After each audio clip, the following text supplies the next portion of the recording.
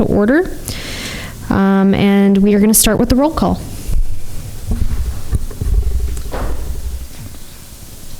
Andy Medford.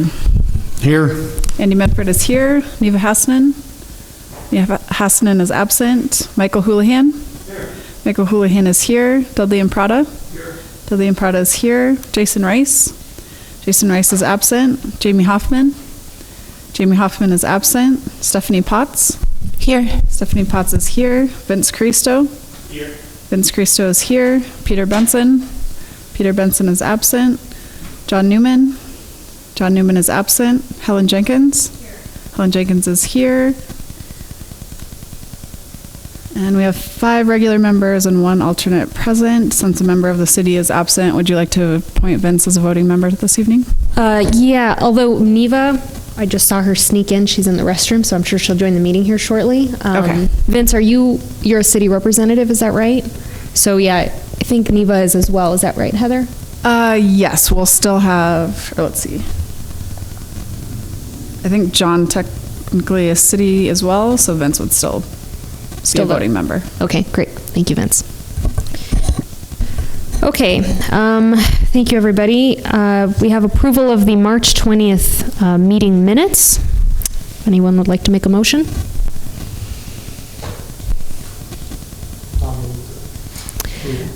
Moved by Dudley. Seconded by Vince. Any comments? All those in favor, say aye. Aye. Okay, March 20th meeting minutes approved. Next is public comment on items not on the agenda. Anyone have a comment not on the agenda? Okay, thank you. Any staff comments on items not on the agenda? Okay. We do have, I guess it's under new business. Never mind. We have no public hearings, no communications or special presentations this evening, committee reports or old business.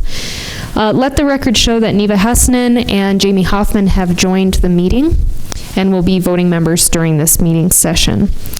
The new business this evening is the ordinance to amend Title 20 of City Zoning, 50-plus items, and that's presented this evening by Jen Gress.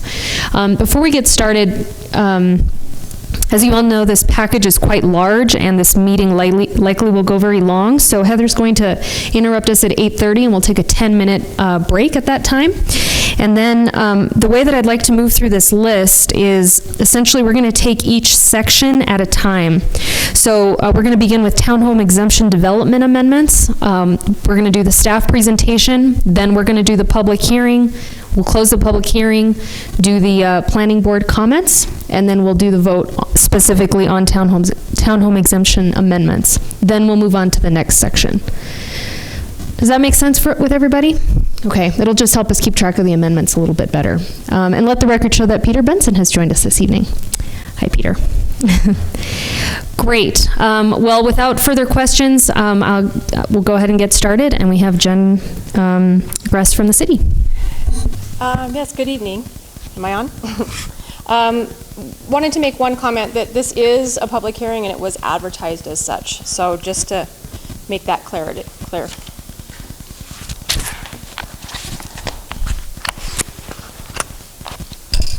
Jen, I don't know if the mic is on. I was wondering. Hello? It's not on. Do we have another mic? I don't know.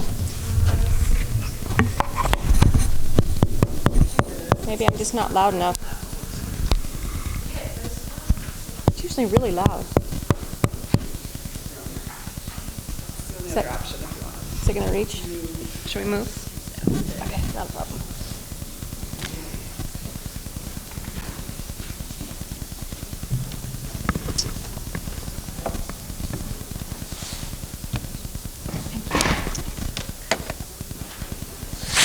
Thank you.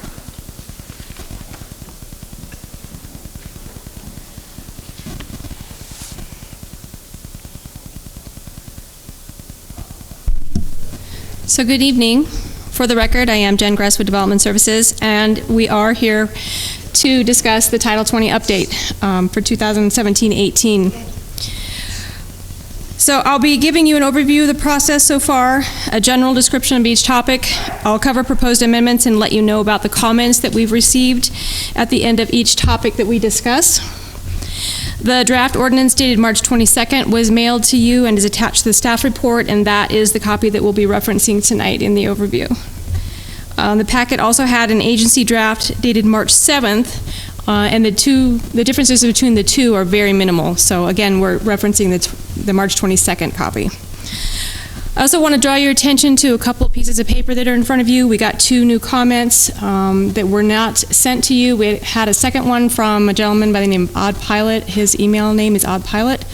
And then you also have comments from the Missoula Organization of Realtors there.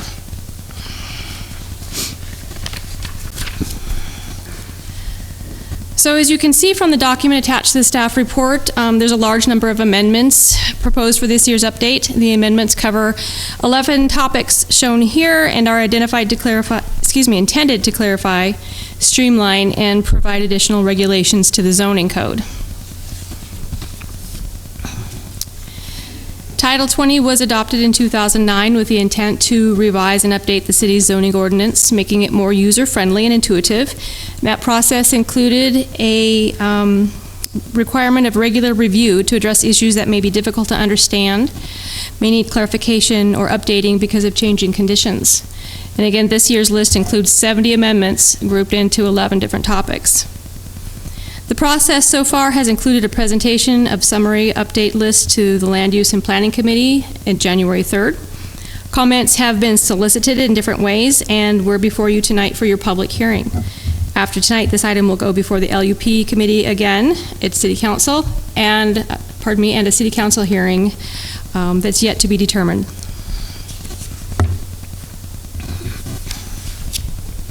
Notification of this year's maintenance items included an agency and interested party memo sent out on March 22nd.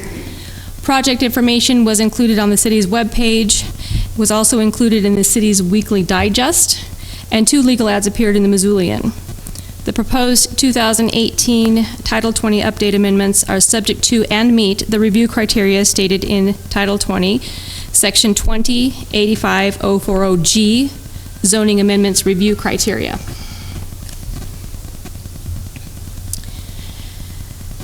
So as noted, tonight's presentation will be broken into topics for ease of discussion, and the first topic will be townhome exemption development standards.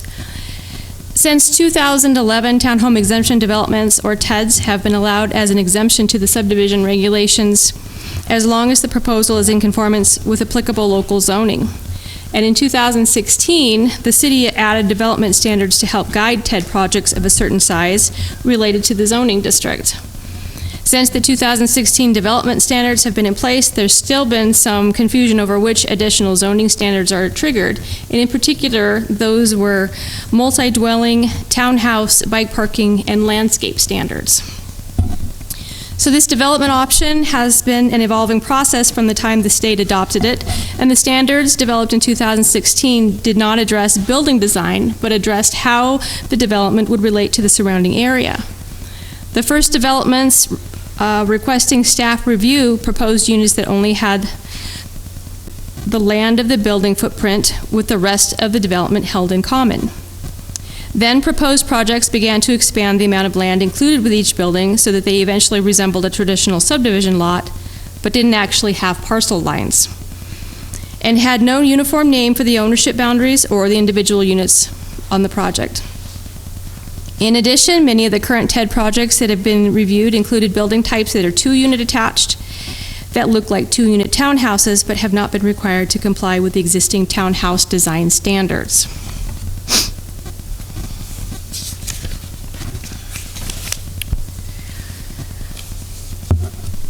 So there's several proposed amendments for this TED chapter, but in general, there's been confusion on the distinction between the terms townhome, which is the type of ownership unit that's created through a TED project, and townhouse, which is a specific building type that's already addressed in Title 20. Additionally, there's been confusion regarding whether some multi-dwelling standards should apply to these developments. We're proposing amendments that would clarify this distinction and would direct 2-unit and 3+ unit attached building types to the existing townhouse standards when applicable, providing for a more desirable and predictable development. This should guide projects away from using multi-dwelling design standards and will remove the required percentage of landscaping and bike parking for projects that are essentially single-dwelling developments. In the town, yes, ma'am. It's okay. Let's try that. Is that better? In the townhouse standards, amendments propose expanding the concept of street and alley, making it clear that dwellings in TED projects are required to have separation from public or private streets and alleys. An additional amendment would clarify that a unit is not a building, it is a dwelling unit. Amendments will cross-reference the townhouse standards to townhome exemption developments, creating more consistent and predictable projects. Another proposed amendment includes adding an option for cash in lieu for required park area, including guiding criteria to ensure the best use of the land. Because the townhouse building type establishes single dwelling ownership units, amendments are proposed to remove required landscaping, making the regulations consistent with how we address other single dwelling developments. New terminology will be included to help define the land area owned by each townhouse. When townhome exemption developments are filed with the county clerk and recorder, they are, for all intents and purposes, creating a parcel-like configuration that includes individual dwelling units, the land beneath the units, and some area around the units, yet TED projects are not establishing subdivided parcels. Defining this area of land as a parcel creates inconsistencies in application of the zoning regulations. In order to be clear, staff is suggesting defining these land areas as TED ownership units.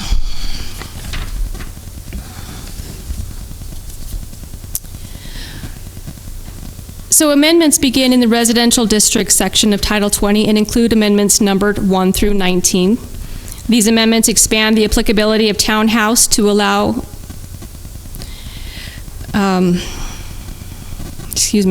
being on TED ownership units and use the phrase TED ownership boundaries to be equivalent to a parcel line. This townhouse diagram will now include a reference to the TED ownership boundary as well as the parcel line, and you can see that here in the center.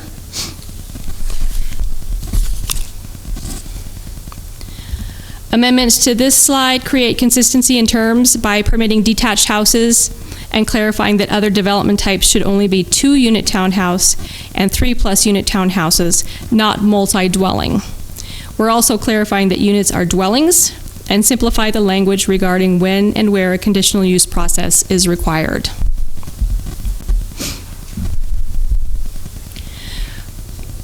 Proposed amendments here align building types and redirect away from the multi-dwelling building type to the townhouse building type for 2-unit and 3+ unit dwelling types, requiring those 2-unit and 3+ unit townhouse to follow townhouse development standards.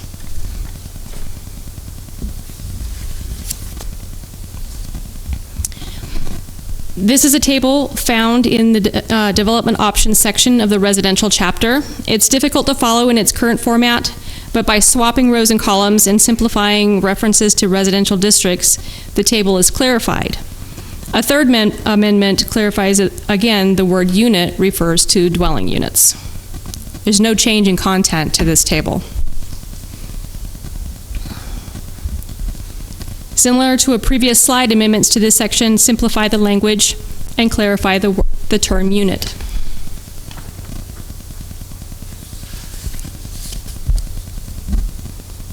This is a portion of the existing parcel and building standards in residential districts table, and it includes setback expectations for TED projects.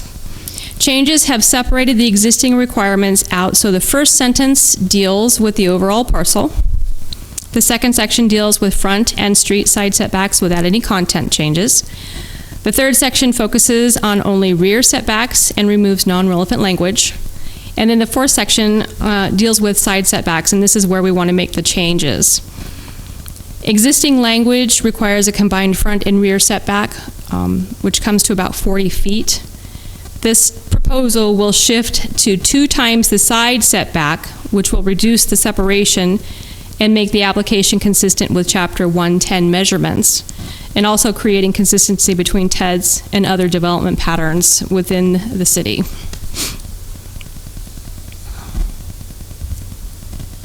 Now for amendments to Chapter 2040, 140, specific to townhouses.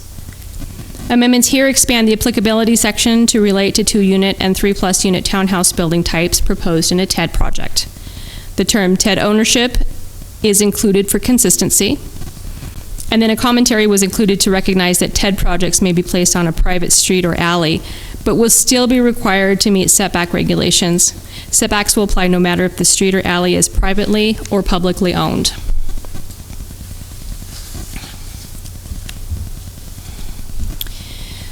The term TED ownership unit is being added to the parking and access section of the townhouse chapter for consistency. And proposed language clarifies how to measure the distance between the street or sidewalk and the garage. Including the term TED ownership units will be consistent with the rest of the document.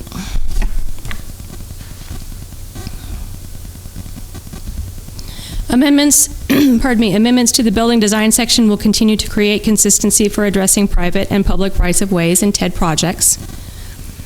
Deleting the glazing and building modulation requirement for right-of-ways other than an alley will simplify the code requirement and not require these standards for facades other than those facing a public or private street.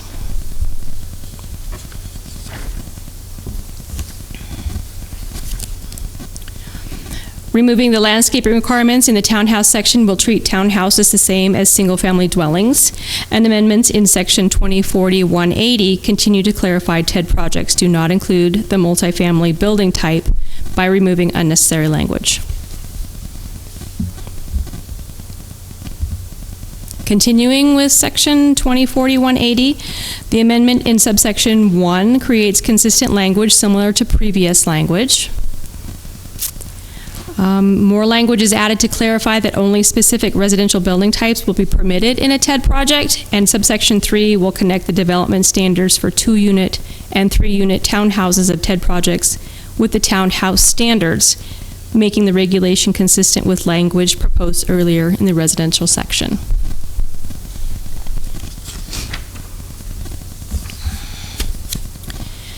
Currently, TED projects that go through conditional use are required to set aside a minimum of 11% of the net property as contiguous, usable, private, or public open space on site, but it doesn't provide an option for when setting aside land isn't as advantageous to the public as a cash payment to support other open areas might be. So allowing cash in lieu provides an opportunity for funds to be used in areas that will be more beneficial to the public and may also allow for meeting the levels of density and infill that are called for in the growth policy. So the new proposed language comes from coordination with the Parks Department and reflects the current subdivision practice for park cash in lieu.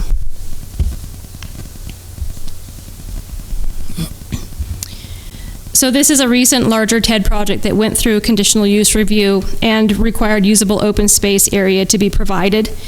So this particular development may have benefited from a cash in lieu option because directly adjacent to it is a large conservation area. So the park requirement ended up on this end down here. But all of this area right through here is actually conservation area. So this might have been used for other purposes, considering that it was so close to this conservation area, as an example.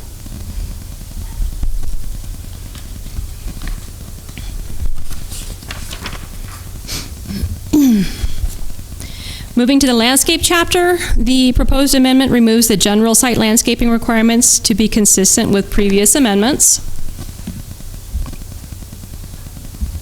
And again, this amendment creates consistency by removing the required landscaping requirement for townhouse uses in these two other places.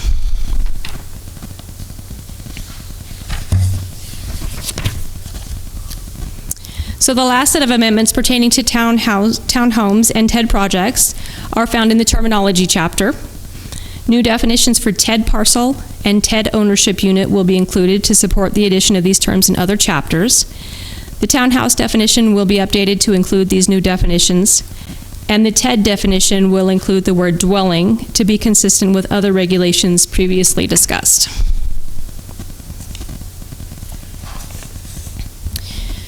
So comments staff received regarding amendments to the townhome exemption development section includes comments from the city's Housing and Community Development Office.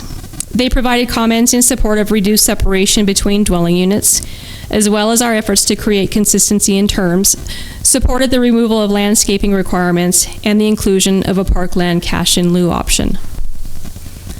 A second comment was received from Saddle Mountain Construction expressing concern regarding the required 10-foot separation between TED buildings. Requiring a 10-foot separation between buildings may have the cause of forcing him to construct attached units rather than detached units he believes buyers prefer. And the last comment was received from the Missoula Organization of Realtors, and they are in support of amendments proposed for the townhome exemption development section. And that concludes TEDS. Wonderful. Thank you, Jen. So barring further staff comment, I'm going to go ahead and open this up to the public hearing. If folks would like to approach the microphone, please state your name for the record and spell it if needed. Thank you. Good evening. I'm Sam Sill with the Missoula Organization of Realtors. That's SILL.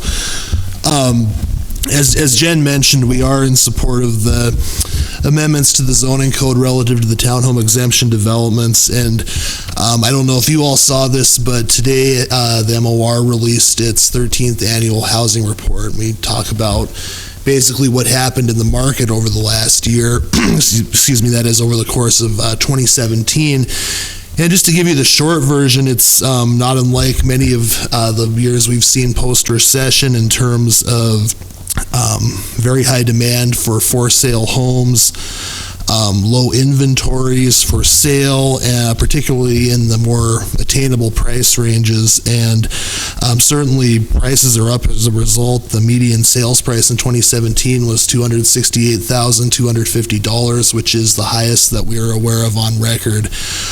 Within Missoula, that's a big problem, obviously, because wages have remained relatively stagnant since the end of the recession, and the customer's ability to, or rather consumers' abilities to pay aren't keeping up with where housing prices are, and consequently affordability is today a bigger challenge than it's probably ever been. So with all that being said, I think the amendments that the staff have proposed relative to TEDS make a lot of sense. TEDS are, in our view, critical to the city's goals around promoting affordability of for-sale housing, and also their goals relative to focusing development inwards.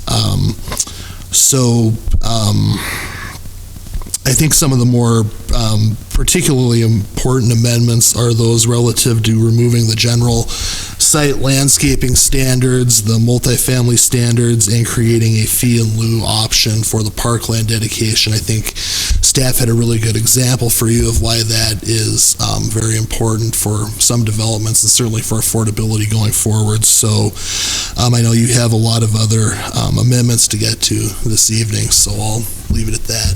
Thanks.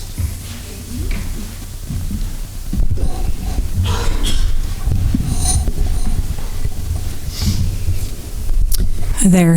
My name is Heather McMillan. I'm with Homeward. I'm the Housing Development Director. Last name is McMillan. Just coming here tonight to support the amendments to the TED as outlined by staff. We support Missoula Organization of Realtors comments.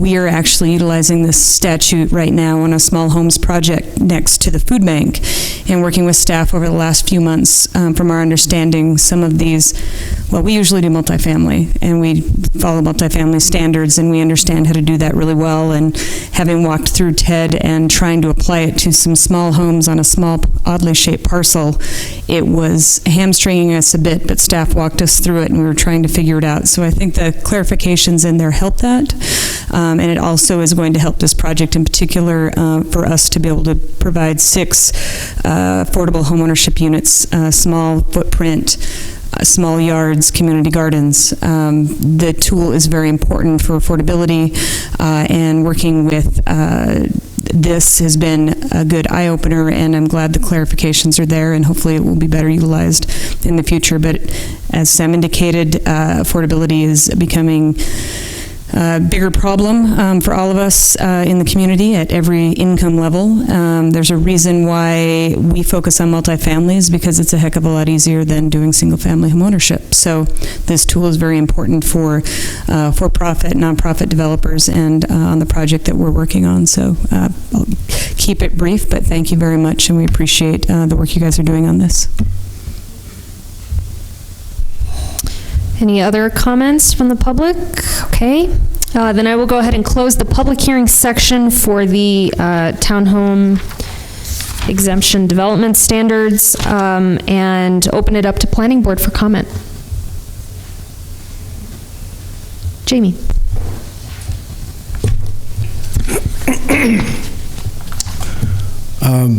I agree with the comment that was submitted by a builder who said that he feels it's excessive and unnecessary to require 10 feet minimum between buildings.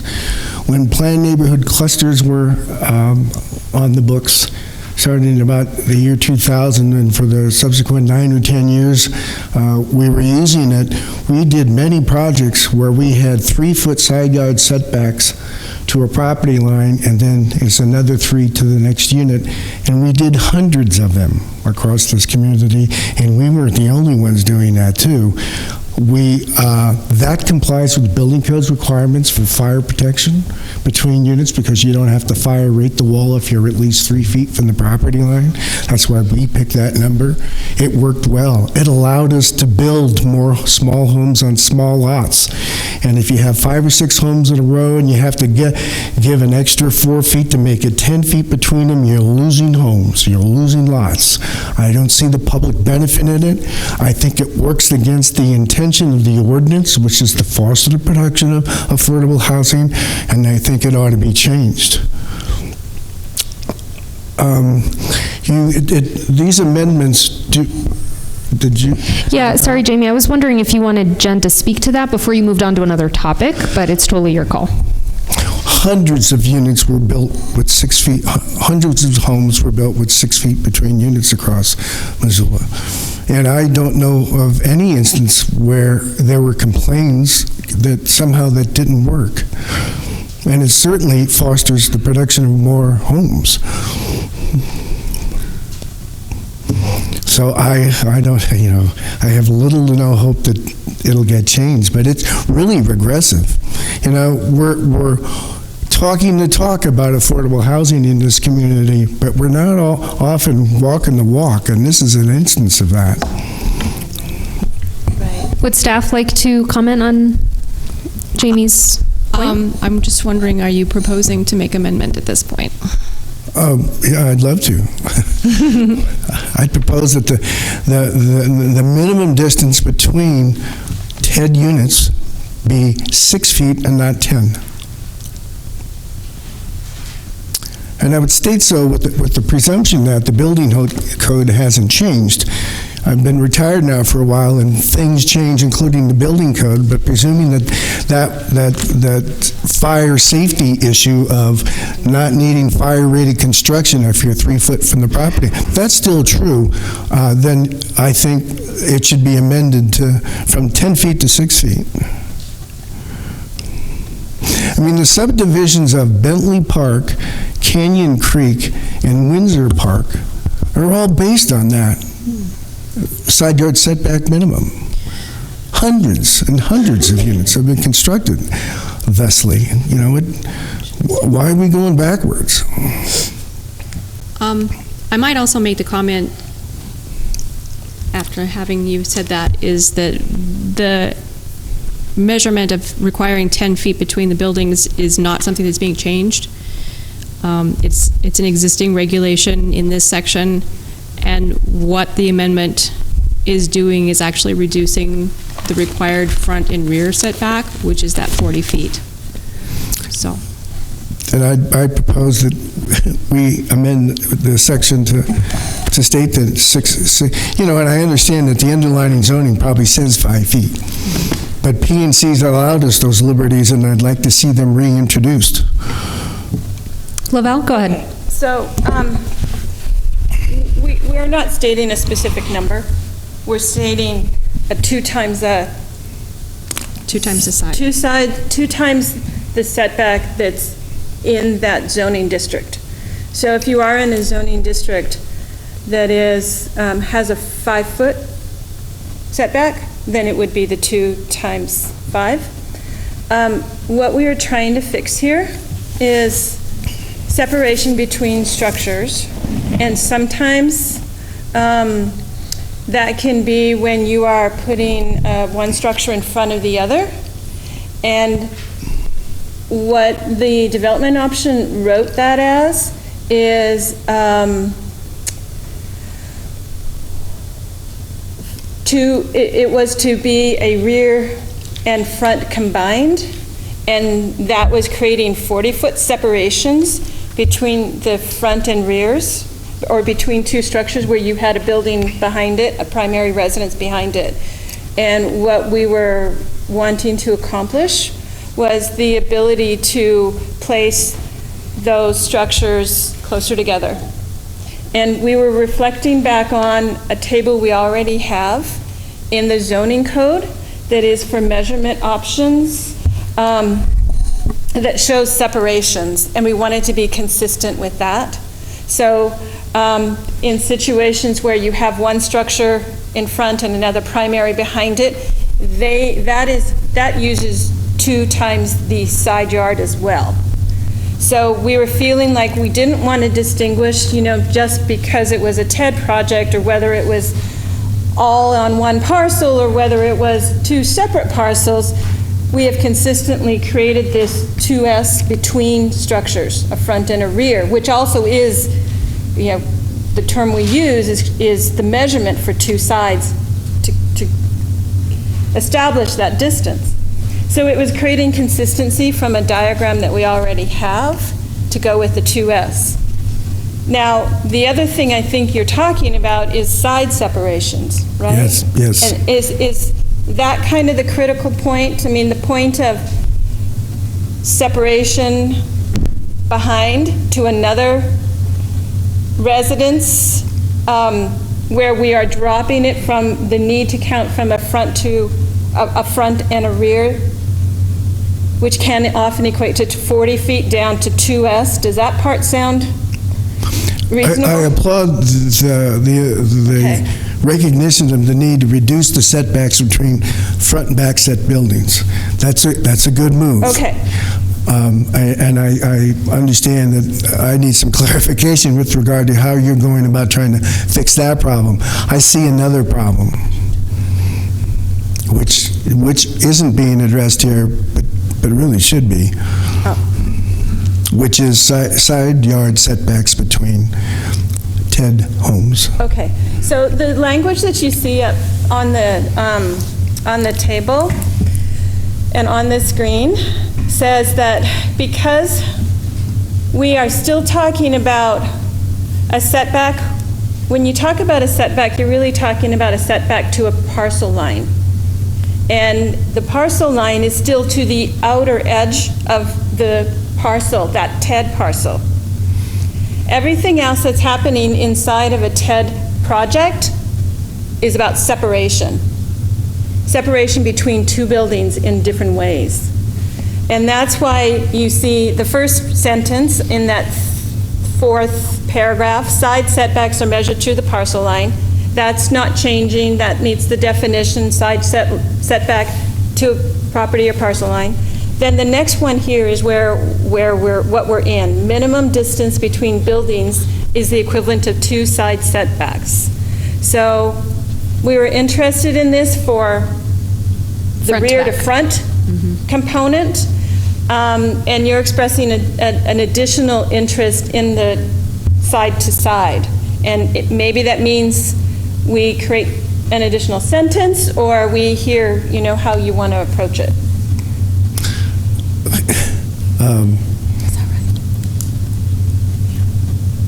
You folks do a better job of proposing the language in the extra sentence than I would be. But I trust that you understand what I'm saying, and that there's a problem that needs to be fixed. Andy? I fully agree with Jamie, and I've could expound on that a little bit, but staying on this particular topic, on that last paragraph, then why couldn't it just be minimum distance between buildings is 6 feet?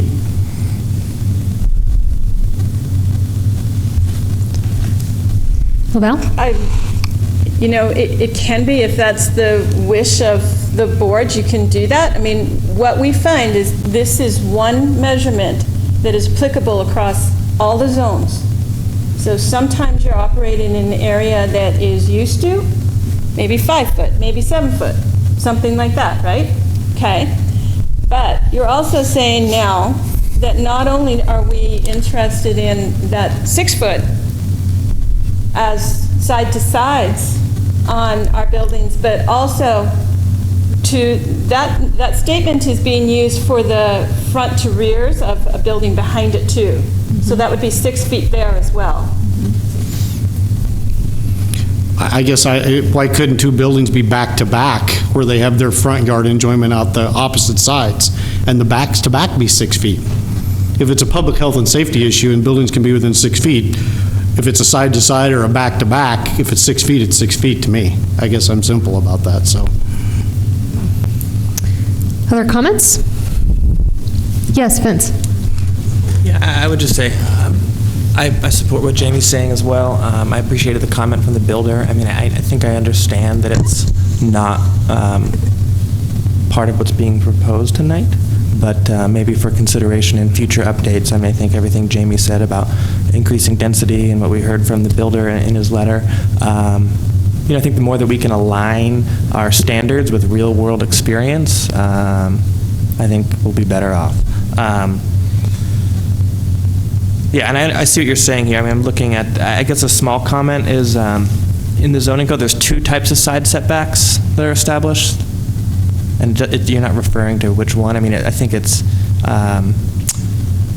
obvious that you're referring to the interior side setback, but there's also a street side setback for every zoning district that's generally larger. So that was part of what she was explaining, where the exterior of the development actually has setbacks, called out by zoning, and then the separation on the interior of the development would be that second option, where we're saying 2 times those sides. Right, I get that. I'm just saying, just as a point of clarification, to be very specific, maybe consider specifying which side setback, because you do differentiate between the 2 different side setbacks in Table 20.05-3. Yes, Lavelle. So I hear you saying that if we stay with this type of a statement to clarify that second sentence, minimum distance between buildings is the equivalent of 2 side interior setbacks. Okay. So option on, yeah. Yes, Peter. I have a separate question, and I think I just may be confused.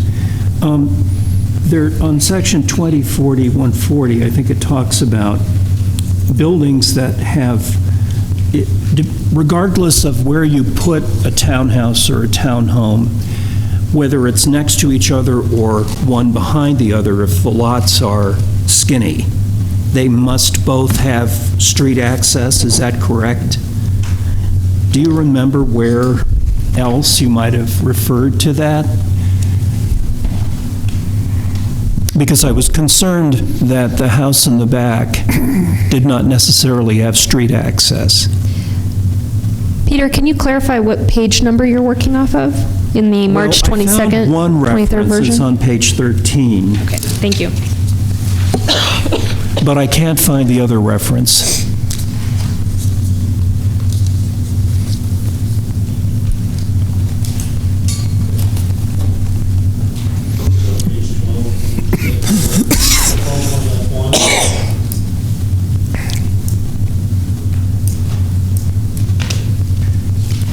Maybe so.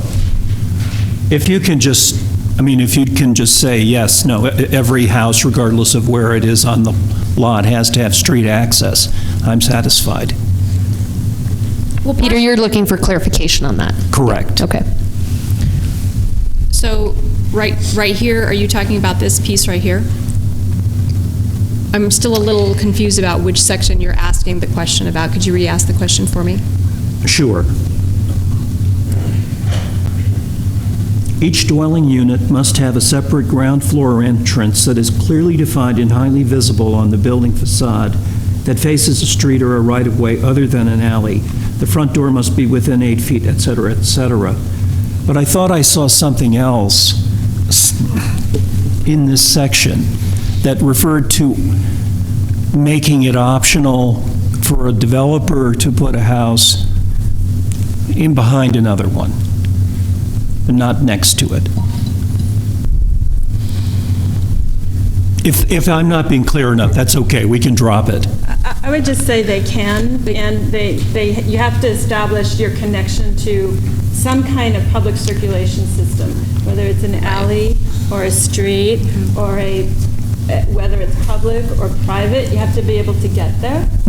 And that's what this, the various phrases that we created in the development options, speaking to public circulation systems and to the ability for a street to be either private or public or alley private or public, gets you there.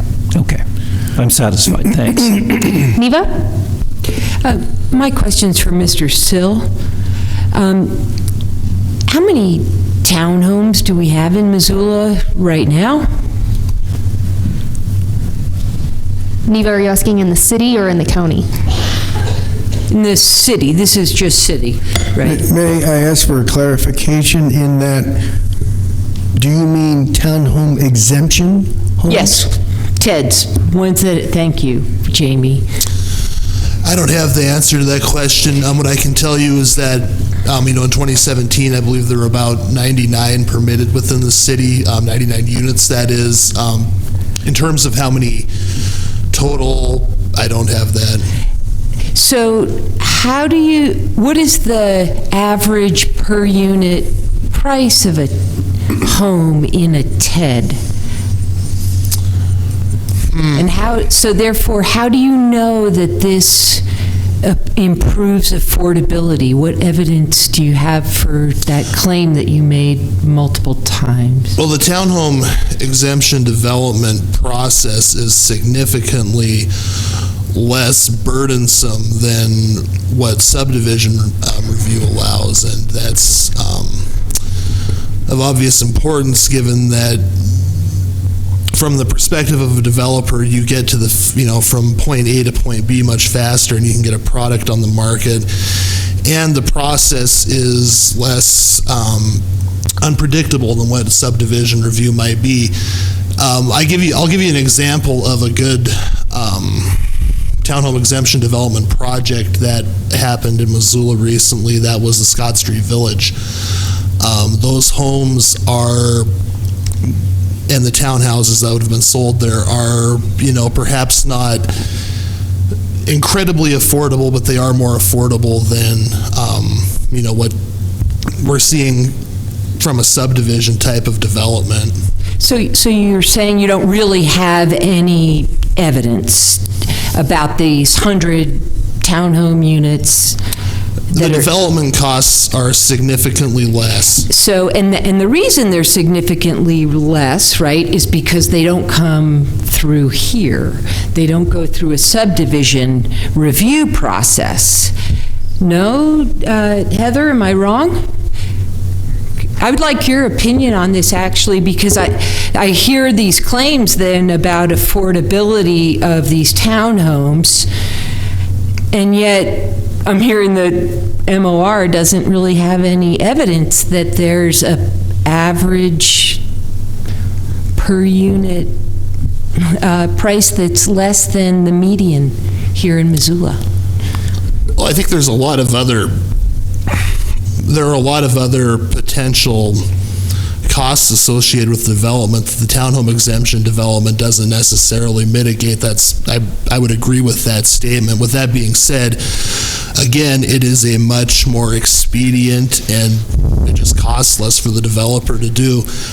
I think that When that happens, we provide opportunities to developers to build housing that people can afford. I mean, there's certainly a market for it.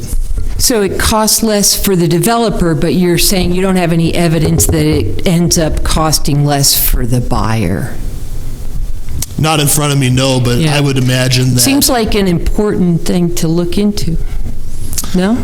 Well, I If would you're going to agree- make claims about the affordability of these homes that don't go through subdivision review, and I can don't, and hardly therefore see how a don't. more onerous and more lengthy and more costly review process, such as subdivision review, is going to lead to anything, a product that's even vaguely affordable. Oh, so you don't support subdivision review? I mean, the No, problem. we do. We want to see options for development that allow for sale, owner-occupied housing that are less onerous than subdivision review. So you the problem, and this is the last thing I'll say, Helen, I'm sorry to go on, but I mean, people who live adjacent to places where these townhomes are coming in are feeling like they're not really being heard. This happened up in the Rattlesnake, up near the Pease Farm with that one townhome project. It's just happened recently with the one out Mullen. And so, and I realize this state has created this exemption for townhomes, but I think we shouldn't necessarily fool ourselves that townhomes are more affordable, because I don't hear any evidence to that effect. And so that's all I'm just curious about. Thanks. Did you want to say something? I would just add that I think it's important that we keep in mind that development costs are passed on to consumers. If we combine townhome exemption developments with other regulatory reforms, perhaps incentives for developing housing that people can afford, then we'll be in a better place tomorrow than we are today. Thank you. Other comments or questions from planning board members? I have. Yes, Dudley. So I'm going to change the subject to the cash in lieu option for park set aside. Every time I see it, I think of the Cat Stevens song, "Where Do the Children Play?" So here's my comment on that, and I don't know if we should have an amendment. I'd like to see specifically where you can do the cash in lieu for density, and there was one for subdivisions for density, how many people were living within a specific area, or how near open space or a park is, because you say, well, if a park's near there, cash in lieu is acceptable, and I agree, but how close is that park? So the MOR makes the point, there was a schoolyard across from a development that was required to have open space, but the cash in lieu was rationalized one time for a project that was east of Brooks by saying you had the regional park. So the kids were supposed to negotiate Brooks on their bikes or whatever, I guess, to get to the regional park. I think I'm all about infill and stuffing the houses in there. I've spent time in the Bay Area. I've spent time in Boulder. I know where we're going eventually. You know, we're talking about setbacks. People share walls in high-cost neighborhoods in the Bay Area. But they do have parks, and the neighborhood parks are very important. So I don't know if I want to make an amendment to get rid of cash in lieu, but what I'd like to see specifically, you can do cash in lieu if there's a park or open space within 200 yards or 300 yards already existing with the development. But otherwise, we need a little open space there. And I'm all for infill, but let's stuff some open space into these developments too, you know, if we're going to stuff the houses in there. I'm not sure how to word that, but. I'm glad you brought that up, Dudley, because I also had questions about that. Lavelle, on page 17 of the March 22nd copy, in the commentary, you talk about how the master plan designates reasonable close in proximity, and that includes pocket parks within a quarter mile. And so, you know, Dudley's proposing a specific, you know, yardage from or something like that, but is there already a standard around, you know, this was in the commentary, not necessarily in the regulation. Is there a standard that's already on the books that would help to ease that? I have an email that has a little bit of background from Elizabeth Erickson of the Parks Department. And it's an email that was actually sent to one of the gals I work with in December. And what it says is cash in lieu can be spent on park-related improvements or maintenance and must be spent in the somewhat immediate area so as to serve the same subdivision unless the city has a guiding plan such as the Missoula Parks program or MPP. In our case, we apply the MPP distances of 1/4 mile for pocket parks, a 1/2 mile for neighborhood parks, and so on for service areas for community parks and trails, etc. Okay. There is a specific distance where cash in lieu would not be accepted. Is that? There are definite guidelines that they're using, and that may have come right out of the parks plan. So I haven't read that. Okay, and I saw MOR did say they hope parks would pay attention to affordability. I think sometimes parks and recreation are all too happy to take the cash so they don't have to maintain small parks all over the place, which I understand that, but I'm not so sure they're going to be against taking cash in lieu all the time.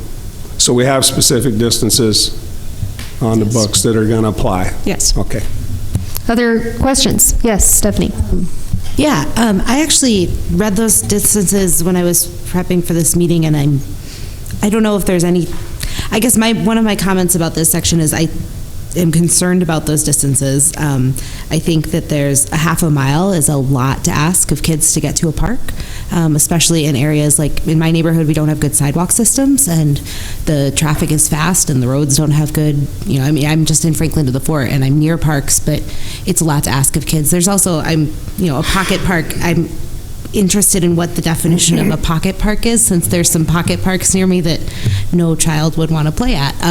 And so I think that I can think that this radius also ends up with things like kids having to cross Brook Street on their bike. And so I don't know if there's any wiggle room within that, but those distances don't seem to really afford people the opportunity to get outdoors. And I mean, I think that there's great examples of things that are across the street from conservation land or that have community gardens involved with them. So I do see the point of this cash in lieu. I know parks needs money for maintenance, but I think that there's also got to be some sort of middle ground here where affordable housing doesn't mean low quality housing, and access to green space is part of that. And I think that equity is really an important thing that we need to keep in mind in this. So yeah, I don't know what wiggle room there is in there, but I just think that that's important to consider those distances. Other comments? Yes, Vince? A question about the same section. It seems like the determination as to whether or not cash in lieu is allowed is sort of vague, but maybe that was intentional. I mean, am I reading it correctly that any TED project, regardless of its proximity to a park, would be possible to use cash in lieu? This cash in lieu process is going to apply to those TED projects that are going through conditional use process. Okay. And we're leaving the expert advice to the Parks Department. Okay. So. I mean, I actually like that. I I am all for parks. I think they're extremely valuable for people in the community. I'm not sure that the 11% contiguous, usable, private, public, or open space on private parcels, that is equivalent to a neighborhood park. And it seems to me that it might even be more beneficial, rather than having potentially tiny little plots of open space where you can, take your dog out to use the bathroom, to have at least the option for the Parks Department to build up cash in lieu funds to purchase maybe neighborhood parks that would be bigger and more useful. And besides what's in general, I feel like this is one area where maybe the market would decide. If someone wants to build, there's plenty of examples of successful, great living spaces in our community and other communities that don't have open space on their parcel. Anyway, that's my comment. Andy, and then Neva? One thing, if it were up to me, I would propose to repeal the whole TED section to begin with, first off, to comment Jamie's section and affordable housing. Nonetheless, I think there's some good proposals being made to mitigate it with the landscaping and the cash in lieu. But one of the questions that came up today in discussion with some professionals I was talking to is a concern that Development Services has been reviewing these under multifamily standards. And there's a shift in policy to start reviewing them under the townhome standards or townhouse standards. And I'm concerned there's a lot of things in townhome standards, and I'm curious how much that's being applied to projects. And one example you can pick up in the townhome standards is there's a limitation to 8 units. There's glazing requirements. I'm afraid there's a lot of other unknowns that once we say we're going to shift from policy to regulating TED projects under multifamily to review them under the townhomes, I get the impression there's not a lot of utilization of review on the townhome criteria. And I'm concerned there's a lot of little nuances that may spring up that we don't know about yet. Thank you. Jen, did you want to respond to that? Yeah, I have one question. The townhomes, I just forgot. The townhome regulations are being used right now, right? So, right, there hasn't been a lot of use of the townhouse design standards because I think really not long after they were approved, we started to see this state exemption, and then it was wrestling with, well, that's what they are. They're the ownership with the land beneath them. When they're attached like a townhouse would be, but because it had that word parcel, we didn't connect it. And they're getting filed like parcels, and so we realized that the use of the multi-dwelling standards, which also have a few, occasionally the multi-dwelling building types may apply to it too, but they had the bike parking requirements and the other things that didn't seem to be the right fit. So what we're proposing here is to align, essentially what the product is that's being developed with the design standards that we already have. Now, yes, those design standards include other things. They include you can't be more than 8 attached in a row. Well, we haven't seen that yet, but maybe we will, and they will be there. They're there to be able to try to address a long massing of units along a street front. And some of the standards that you see that are associated with the townhouse design standards are to try to help to address the relationship of that building to the street front. And one is the length of the wall and creating this 8 at a time building type or building product. Other is pairings of garages so that you can have some breaks and actually park a car between those pairings. So there are some other standards that this is a trade-off for, that's true. Yes, Andy. Yeah, I mean, as a follow-up, that's one of my gravest concerns about going down this path is we're just turning over another stone to see something else. Like, there's no more than 3-car garages noted in townhome standards. You said 8 in a row, but the regulation just says 8 attached units, so attached could be over and above to me. I'm not sure where it's in a row, but... Well, townhouse by definition is owning the land beneath you, so it's not a second story. Okay. I don't know. I just have concern that, like everything, there's a lot of uncertainty in where we dive into. Well, I appreciate that, and I think that we're addressing some confusion that there has been also, because there's been this, which standards do you use? In some cases, it's the multi-dwelling, and in some cases, it may not be. And what we're hoping to do is to be able to steer away from one thing and make it totally clear if it's a 2-unit or a 3+ unit, it's this set of design standards and those development standards that come with the TED. Neva? Sorry to take us backwards, but I wanted to say 2 things. One is to correct my earlier misstatement regarding the townhome. I think I said it was on Mullen. I think it was on Grove, right, near the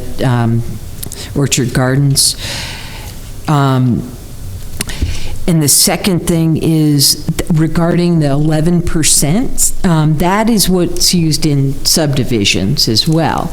And the cash in lieu amount, my understanding is it has never accumulated in all these years, that 11% when they pay cash in lieu, which the parks prefers, it's never accumulated enough to purchase a park.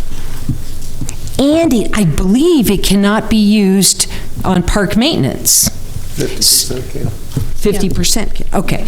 So 11% may be insufficient, but it is parallel, at least, to subdivisions. So it's one of the, I just wanted to clarify that. Other comments or questions? Jamie? Clark Fork Commons was constructed on Cedar Street behind City Water. In 2008, there's 25 units and 3 buildings. One of them has 3 units. The other 2 have more than 8. And I defy somebody to go out there and say, we shouldn't allow this to happen again because it's bad for our community. So I agree with you. It's entirely arbitrary to say that more than 8 is too many. I think we've proven that. I'd like to get back to my original comment and try to make some progress with regard to an amendment. And, you know, I don't take exception to 2 side yard setbacks between front and rear buildings. I'm fine with that because that's not critical to dense development.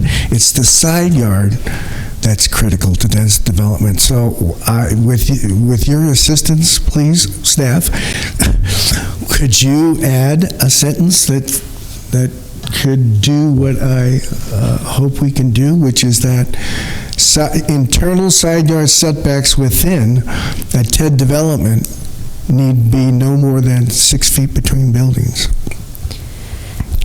Does that mean they couldn't make it more? Minimum. The minimum would be 6 feet, 3 feet to the parcel line for each unit.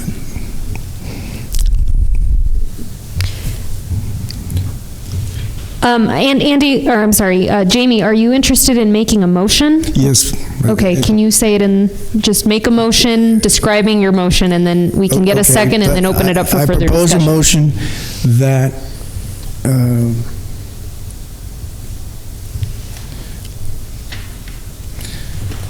the internal side yard setback minimums within a TED development be 6 feet.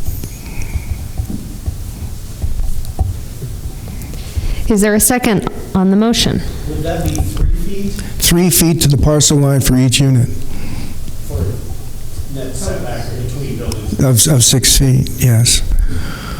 It's a very valuable thing for developing small houses and small lots.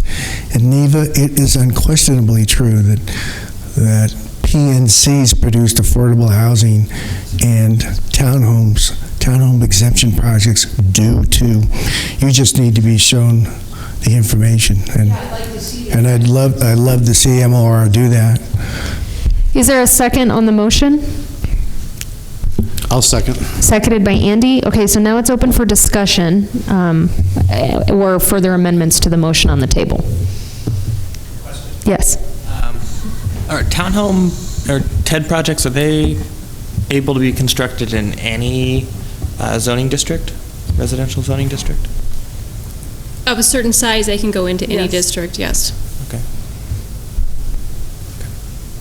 The reason I'm asking is I'm looking at the side setbacks, and the interior side setbacks range from 25 feet in R215 down to a minimum of 3 feet in our zone R3. So they really vary widely. So this would be the minimum. Interior, yeah. Yeah, this is separate, but I'm just curious.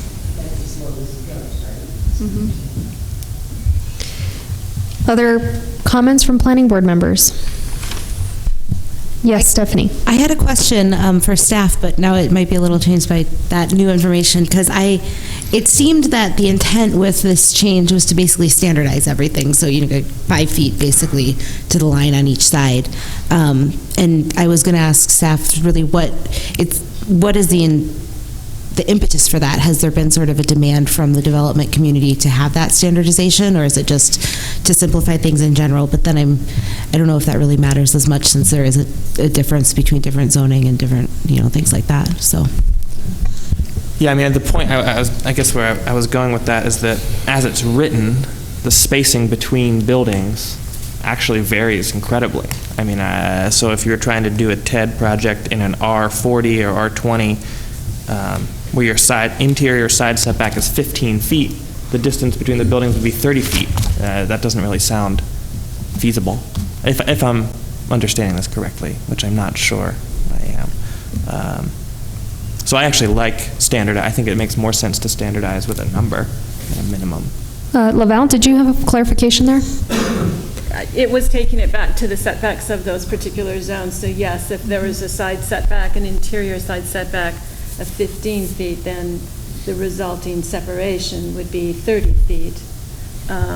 Just trying to fit and be consistent with some of the zoning expectations. Other comments from planning board? I would like to add that, Jamie, I really understand your intent here, but I don't like the broad stroke of what this would create. So it would make sense in a really kind of high dense situation, but I would be worried that it would be misapplied. I think Vince makes a good point, which the solution to which then would be that this standard of 6 feet between buildings would only be available to certain zones that already have 5, maybe maximum 7.5. Those are the smallest side yard setbacks, 5 feet, except there's R3. But in the more dense zones, it would be restricted to the more dense zones. Yeah, so I think that would be my preference, because I think that speaks to the intent of what you're looking for. Yes, and that's what where I want it. Okay. Where it's valuable. Right. So I guess I would like to, Laval, did you want to clarify there? It sounds like you might be writing an exception, where yes, otherwise have this, except in zones, da-da-da-da-da, we can support a minimal distance between buildings of 6 feet. Side separation. In zones with side yard setbacks this would be applicable in zones with side yard setbacks that do not exceed 7.5 feet. Okay, well, I think that kind of speaks to my concern. Other comments? Questions? Okay, well then I'm go ahead. Yes, Laval. Okay, just for the intent, when you say do not exceed, do you mean including? So that would be the zones that are 7.5. Yes. They have a sliding scale a bit. Maximum, the zones would have a maximum side yard setback, minimum of 7.5 feet or less.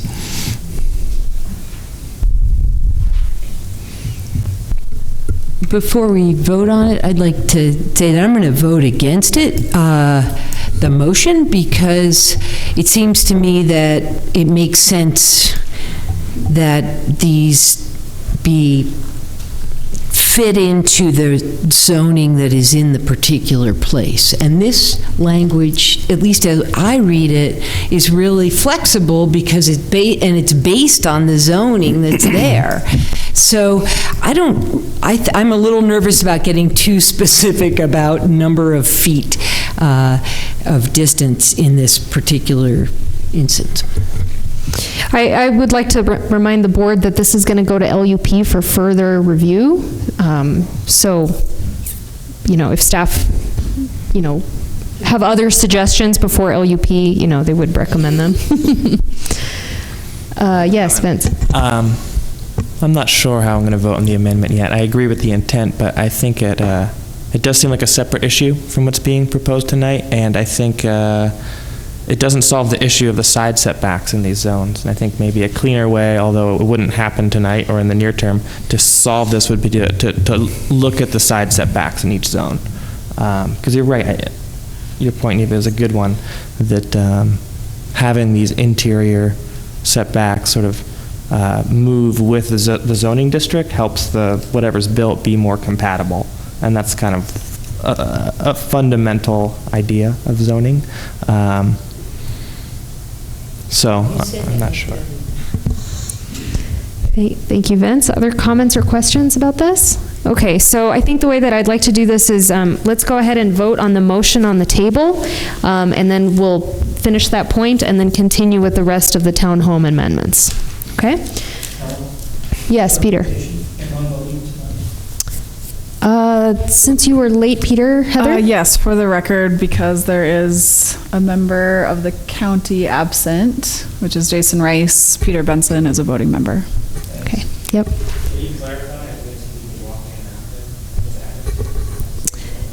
Heather? Yes, so John Newman, who is a member of the city, and Jason Rice, who's a member of the county, are the two that are absent. So both alternates are voting this evening. Okay, so there is a motion on the table. It has been seconded. All those in favor of the motion say aye. Aye. All those opposed? No. Okay, let's do a hand count. All those in favor say aye, or raise your hand. 1, 2, 3, 4, 5 pro, and those against? 1, 2, 3, 4. 5 to 4. The motion passes. Okay, great. So let's get back to the remaining items on the townhome exemption development amendments. Are there other kind of amendments or comments or questions from the planning board? I think I would like to make an amendment or a motion. On page 17, we're back to cash in lieu, so I'll make it and see what happens.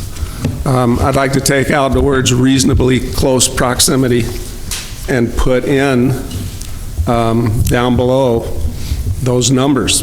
Pocket parks within a quarter mile, neighborhood parks within a half mile, so on, so forth. Because we have reasonably close proximity in there. That's subject to interpretation, and it's left to the discretion of the Department of Parks and Recreation. And I'd like to see that specific on those. We have them, they're there. But we're saying reasonably close proximity, which again leaves it to interpretation every time it comes up. There's a motion on the table. Can I hear a second? I'll second it. Now it's open for discussion. Jamie? A few years back, there in Chapter 19, you could get a little density bump if you were within a certain distance of a dedicated park. The issue arose wherein some staff, city staff, decided that that distance was as walked rather than as the bird flies. And I think they had to go seek an opinion from the city attorney's office as to how to interpret that distance. So you might think about that, or you might be more specific. It's not merely a distance, it's how you measure the distance that needs to be addressed as the crow flies. Jen, I'm curious to know, Jamie's suggesting that was included in Title 19 and it didn't kind of make it to Title 20. Is there a reason for that, or is that something that you guys have discussed with the city attorney? That isn't something that I was involved with. I don't know that conversation, so I can't tell you. Okay. Other comments? Yes, Vince? I guess a clarification, Dudley, the sentence there at the end, it says, and so on for service areas for community parks and trails. Is that part of your amendment, or how are you dealing with that? I'm assuming that they didn't put the specific numbers in there, and there are specific numbers.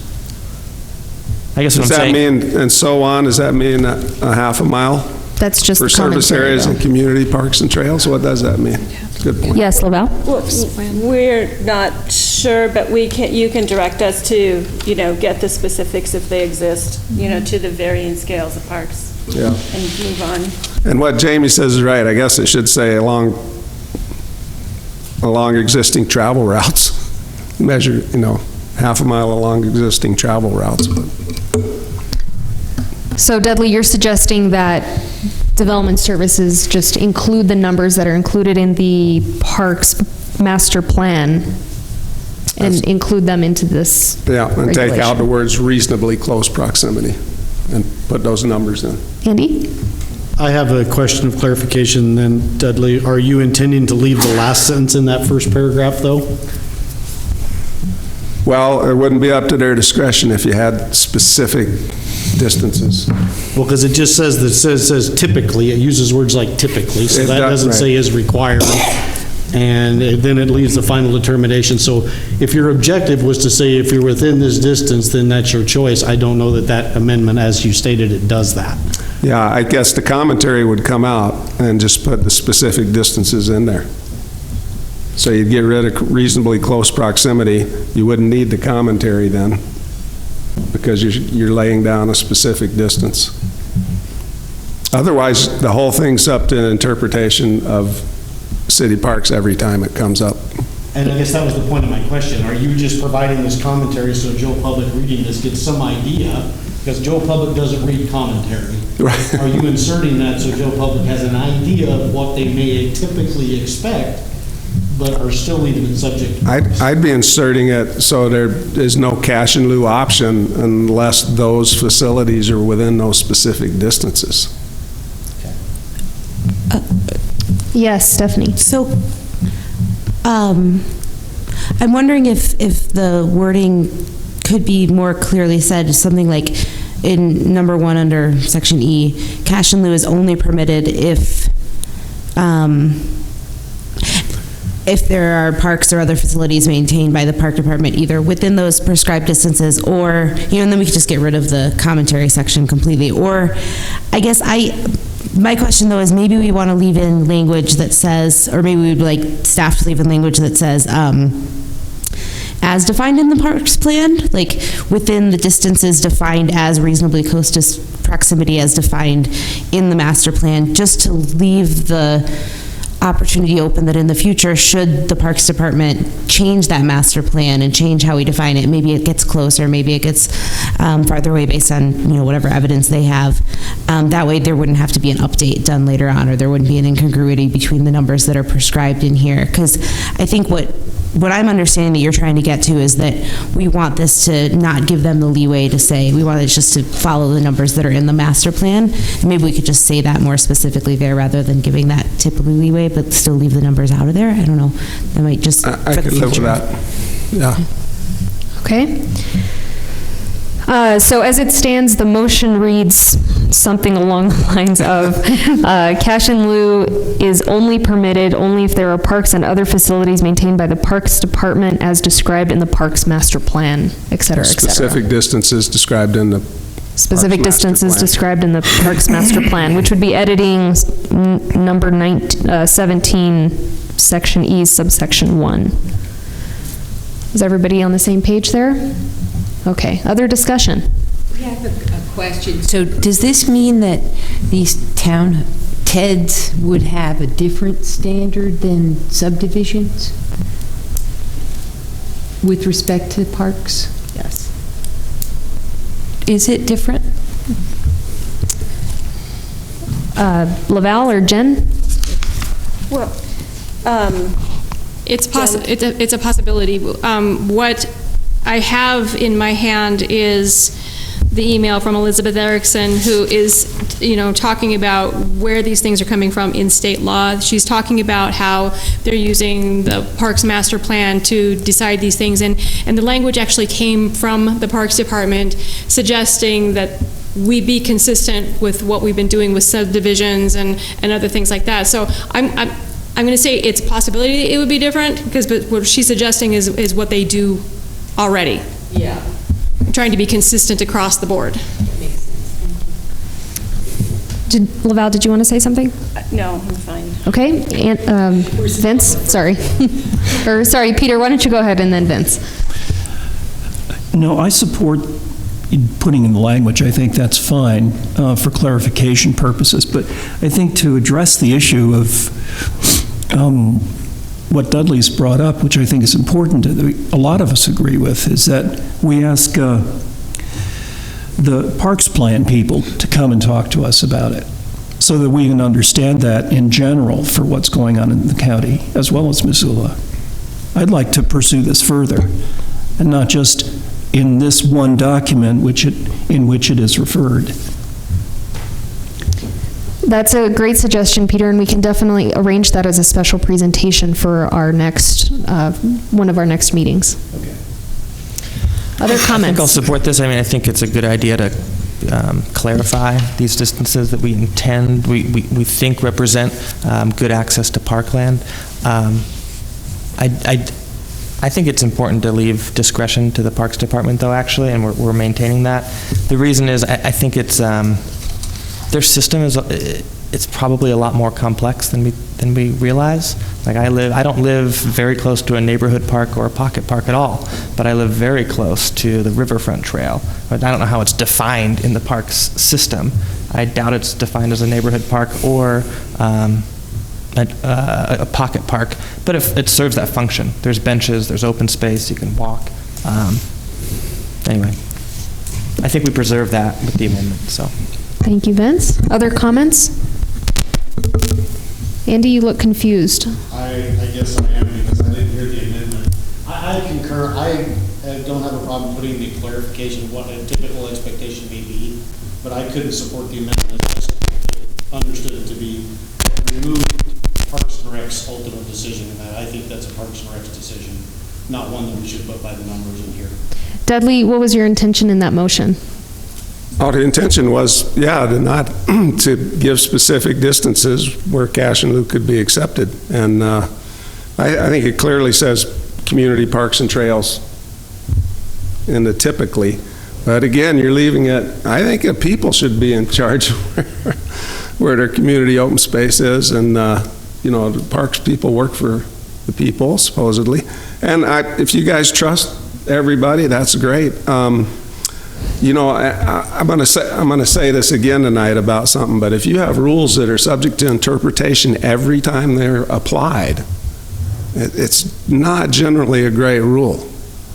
We need to get specific about some of this stuff, I think, and this is going to go with the signage and everything else. But if things are always up to interpretation every time you apply them, they're not very consistent, then I don't think that's a great thing. So I was trying to get away from the wording that left it up to interpretation every time it's applied. I'd like to see specific distances, and that's what I was trying to get at. Thank you for the clarification, Dudley. Other comments? Oh, yes, Jen? So in the vein of that comment from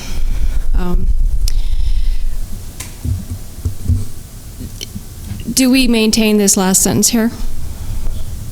Yeah, that's what we just determined. So Dudley's motion would remove that sentence. That was part of your motion, was to have final determination on whether cash is permitted in lieu of. Well, I think if you put in what I said, you took out reasonably close proximity and just said cash and lieu is not, and it doesn't sound like there's a lot of support for it. Cash and lieu wouldn't be accepted unless the development or the TEDs, and I think the wording is there for subdivisions. We've gone over this before. It would have taken out cash and lieu is not accepted unless there are these facilities, which are parks and trails, neighborhood parks, pocket parks, within those specific distances. You could still leave final determination, but then why have this specificity there anyway if you're going to leave it to final determination of Parks and Rec? Like I said, obviously there's some discussion here, but you wouldn't need that sentence. Because determination could be, now if the trails are close, yeah, they can take cash in lieu. Then determination could be by the park. So is that, if the trails or parks are close enough, then they can get their cash in lieu and they could make the decision there. Whether they want the cash or the space. So in my mind, we could leave that final sentence and it would be more of a, you cannot, if we remove basically typically, the word typically, if that came out, cash and lieu is permitted only in this area where they have the specific distances. So if they're farther than that, then it's not an option. And then at that point, Parks and Rec has the determination. So, maybe the only thing that's close by is this really bad pocket park that's like basically a crossing over a ditch. And they want to say, okay, well, we're not going to take cash and lieu in this case because we still think that this is a valuable thing. So I like the idea of leaving that determination to Parks and Rec if they don't feel that the cash and lieu is appropriate, but still putting some sidebars on there of the areas where we as a community are saying in these distances we need to really seek, we're not going to permit it unless there are certain minimum distances met. So I don't know, maybe that's a sort of compromise there that we could reach with that. That's your call, Dudley. Yeah, that sounds reasonable. Okay, so you are basically proposing an amendment to Dudley's motion. And just for the record, could you kind of restate that? Sure. Okay, and let me try this. Okay, so I would propose an amendment to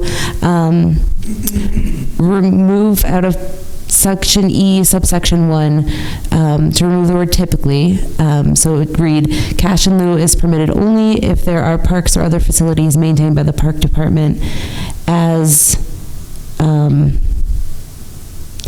described in the most recent version of the Master Parks Plan that are designated within a reasonably close proximity to the proposed TED, as defined in the Master Parks Plan. Would that make sense? Because that, rather than having those numbers in there, or we could, I could propose something else with the numbers in it, but, Yes, Laval. Just kind of catching up here. What I heard you and you and you and you say, cash in lieu is permitted only if there are parks or other facilities maintained by the Parks Department, et cetera, that all stays the same, with specific distances as described in the most recent version of the Master Parks Plan, period. It was that with specific distances that you mentioned. So it goes to period there, not needing the reference to reasonably close proximity. All the rest of that is deleted. And then still keep the last sentence starting with final determination. Correct. And then we're not specifically stating the distances, but we are referencing the specific distances in the Parks Plan in case those change by the Parks Plan. Yes, thank you. Okay, so all of those. I heard Stephanie say the word defined. I don't know if that, rather than describe, which I thought. Would you have a problem with that? Specific distances as defined in the most recent version, or specific distances? I guess it seems to that reasonably close proximity because it's in parentheses down here. It seems like that's a term that's defined in there. Specific distances and reasonably close proximity is defined by reasonably proximity.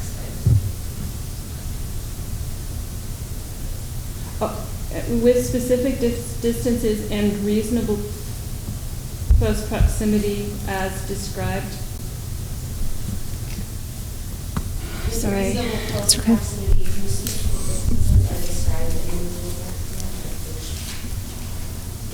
I guess I was trying to get away from Reasonable close the proximity. government being able to say reasonably close. It's reasonably close. I was trying to get away. I was trying to make no, it's got to be specific distances. I think that makes sense. Yeah. I don't think it's important to have that reasonably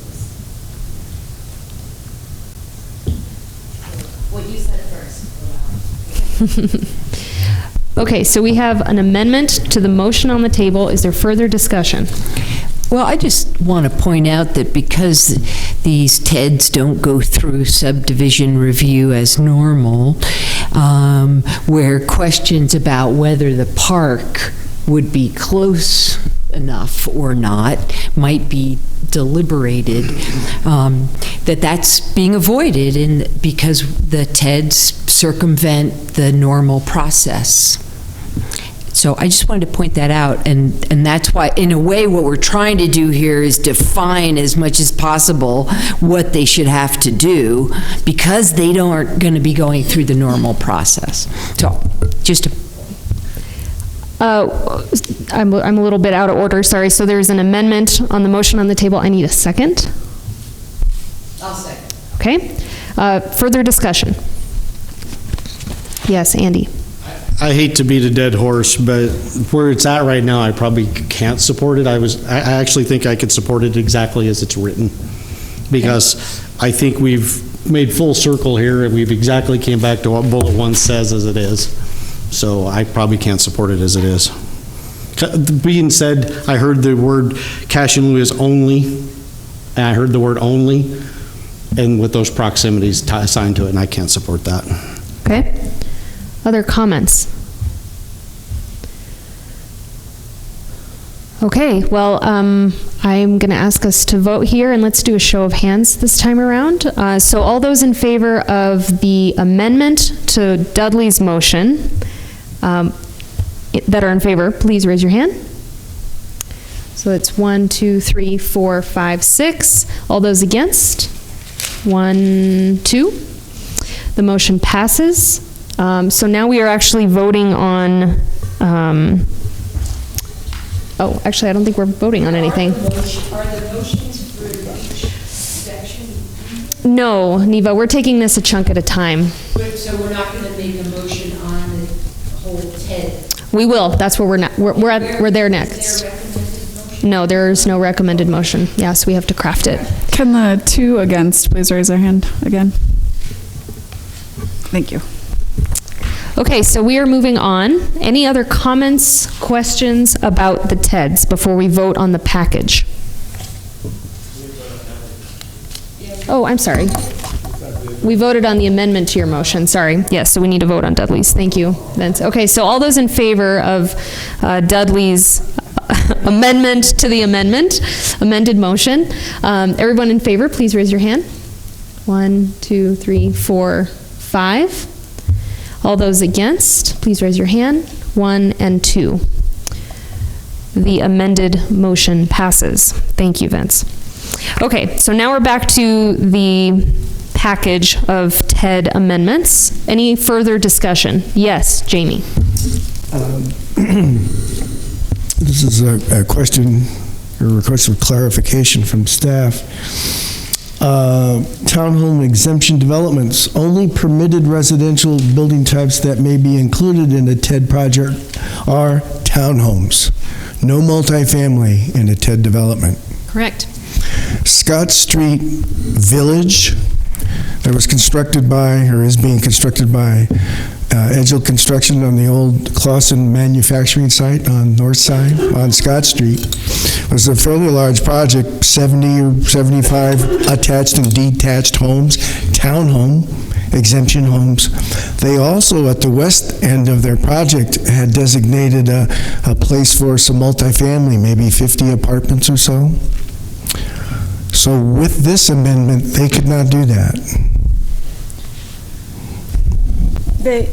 Okay, so I'm not really sure of the timing of the Scott Street Village and whether what they're proposing has already gone through the process, but by the definition, the state definition that says that each unit has to own the land beneath them, that leads us to indicating that a multi-dwelling, multi-story building can't happen in a TED project. But suppose the owner or the developer has multiple adjacent parcels. Yeah, and those are all connected to the ground. Well, let me clarify that, for instance, if that particular parcel had been multiple parcels, they did a common boundary adjustment to capture the multifamily site, could they have done multifamily? I'm not sure. I can't picture what you're describing right now. One ownership, a developer, landowner, has contiguous parcels under one ownership, comes in to do a TED project on some of it, some of the parcels, but on a discrete parcel wants to do multifamily. Would he be allowed to do that? If it's not subject to the TED ownership exemption, then they're subject to the base zoning and whatever they can do in it. So it's a discrete parcel. It's a discrete, yeah. So you can have the same owner do different things as long as the multifamily in this example is on its own parcel and not part of The TED project. I believe so. Sounds right. Yeah, I mean, so the point that we were reinforcing here is the definition, the state definition on the townhome that speaks to it being an arrangement under which persons own their own units and hold separate title to the land beneath their unit, but under which they may jointly own the common area and facilities. So that's why we're looking back at building types and saying that sounds like townhouse or detached units also, because our definition is silent on, it doesn't say they have to be attached, so we still say single detached is fine. It might be something that had been previously considered a multi-dwelling because there were many units in it, but as long as what has to happen is in the TED project, the units have to touch the ground and own the land beneath them. All right. Well, I think you understand my question, and I thank you for your answer. Other comments or questions from planning board? Yes, Neva. I'd like to make a motion that we adopt the townhome exemption development standards as proposed by the staff with the amendments that were made with respect to parks, because we didn't pass the other one, right? Yeah, we did. And is that a sufficient motion? With all of the amendments included in the discussion, yeah, because there was several. I'll second that motion. Okay, seconded by Dudley. Any discussion before we move to vote? Okay, well, let's do a hand vote on this one. All those in favor of approving the TED amendments herein, raise your hand. 1, 2, 3, 4, 5, 6, 7, 8, 9. Unanimous. Thank you.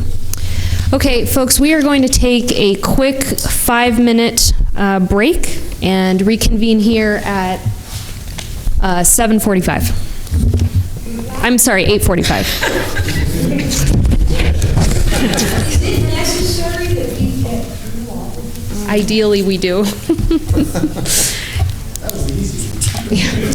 What? Oh, yeah, 80 views. Yeah. Well, so, Neva, the reason why we're voting